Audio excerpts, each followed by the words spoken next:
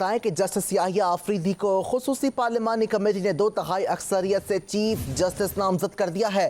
26ویں آئینی ترمیم کے نفاذ کے بعد نئے چیف جسٹس آف پاکستان کی تقرری کے لیے خصوصی پارلیمانی کمیٹی کا اجلاس ہوا۔ اجلاس میں سنی اتحاد کونسل کے ممبران شریک نہیں ہوئے۔ 12 رکنی خصوصی پارلیمانی کمیٹی کا بند کمرہ اجلاس پارلیمنٹ ہاؤس کے کمیٹی روم 5 میں ہوا۔